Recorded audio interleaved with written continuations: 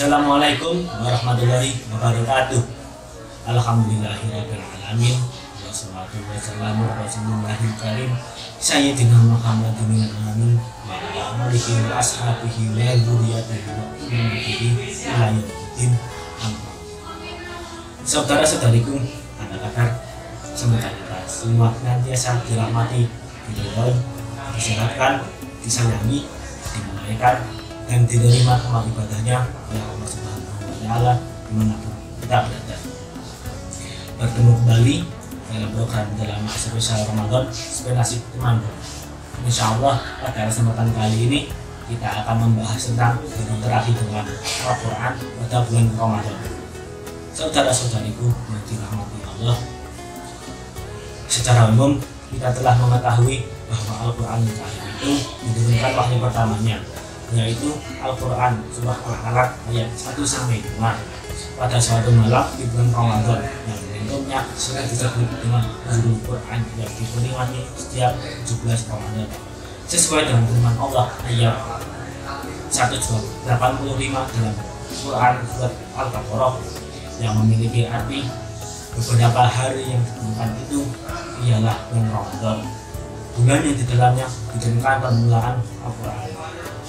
Jadi poinnya adalah Ramadan bukan hanya bulan siang yang dimana kita menunaikan puasa pada siang harinya, bukan hanya bulan yang kita memperbanyak sholat yang disebut dengan sholat tarawih itu pada malam harinya. Ramadan adalah bulan Al-Quran yang saat momentum ini kita harus memperbanyak interaksi dengan Al-Quran. Allah Subhanahu wa Ta'ala memfirmankan perintah untuk menunaikan siam dan qiyam lewat malaikat Jibril yang disampaikan kepada Rasulullah Shallallahu Alaihi Wasallam yang tentunya diabadikan dalam Al-Quran. Para ulama pun mengatakan bahwa orang yang tidak meningkatkan interaksinya dengan Al-Quran dalam bulan Ramadan adalah orang-orang yang rugi. Rasulullah pun meningkatkan interaksinya kepada Al-Quran.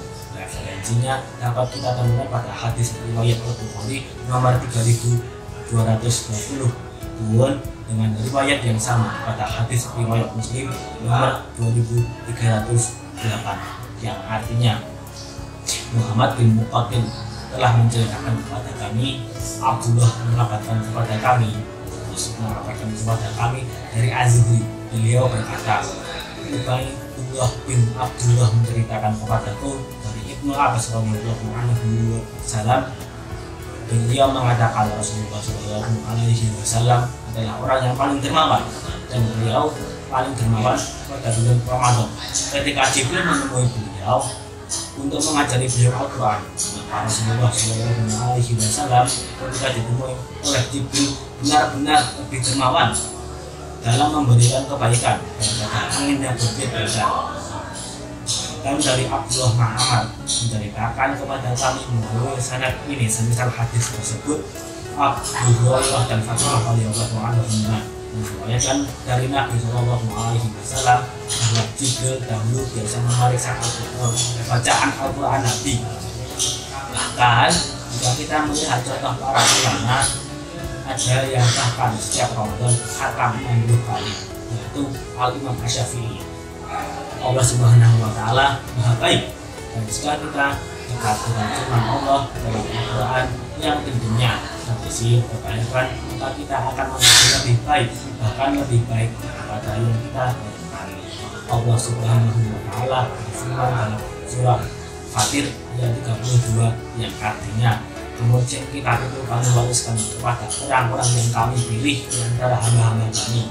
Lalu ada yang di antara mereka yang menzalimi diri sendiri, dan ada pula yang ada di pertengahan, dan ada pula yang lebih dahulu berbuat kebaikan dengan izin Allah. Yang demikian itu adalah karunia yang besar. Saudara-saudariku yang dirahmati Allah, secara umum ada tiga cara berinteraksi dengan Al-Quran, yaitu membaca Al-Quran.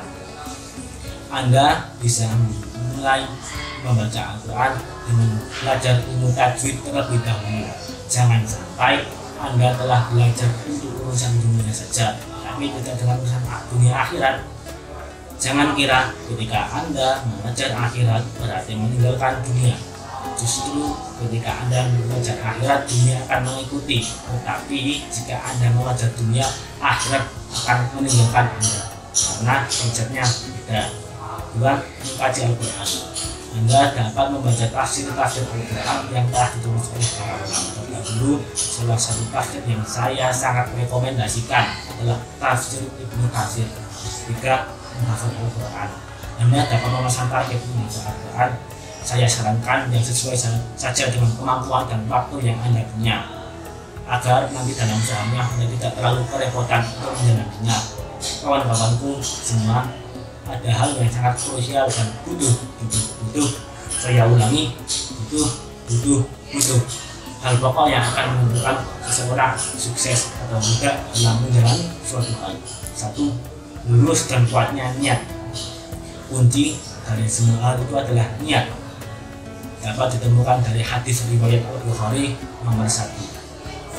Umar bin Al-Khattab di atas mimbar berkata, saya mendengar Rasulullah SAW bersabda, semua perbuatan tergantung pada niatnya, dan balasan bagi tiap-tiap orang tergantung apa yang diniatkan. Semua aktivitas yang kita lakukan, suksesnya, semangatnya, itu semua tergantung pada niat. Niat merupakan motivasi yang terbaik. Jadi, tolong luruskan niat karena Allah, bukan semua aspek-aspek keduniaan yang ada. Dua, jadikan prioritas. Sesuatu yang diprioritaskan pasti akan dikejar dan akan mengesampingkan hal yang sekiranya dianggap tidak penting. Jika Anda tidak menjadikan hal ini sebagai prioritas, Anda akan berbuat seperti apa yang Anda inginkan. Dan misalnya boleh jadi ngaji mau, kalau enggak ya nggak usah. Jangan sampai kata-kata itu keluar dari hati Anda. Jangan sampai hal ini terjadi. Jika siapkan berangkat, usahakan jika Anda akan membaca atau menghafal Al-Quran, gunakan satu jenis mushaf saja dan jangan berganti-ganti terus gunakan mushaf itu.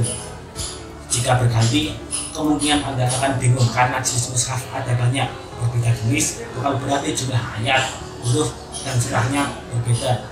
Tapi yang membedakan jenis-jenis Al-Quran yang ada adalah font yang digunakan, lokasi ayat dalam lembar, jumlah lembar, dan jumlah baris per lembar dalam Al-Quran tersebut. Jika Anda dapat memulai dari sekarang, untuk Anda bisa membuat program terlebih dahulu spesial Ramadan dengan cara memasang target dan membuat jadwal berinteraksi dengan Al-Quran. Sekiranya itu saja yang dapat kami sampaikan pada kesempatan kali ini. Semoga ada manfaat yang bisa diambil. Terima kasih untuk semuanya. Maafkan saya jika masih banyak kesalahan. Semoga kita semua diampuni dan disayang oleh Allah Subhanahu wa Ta'ala.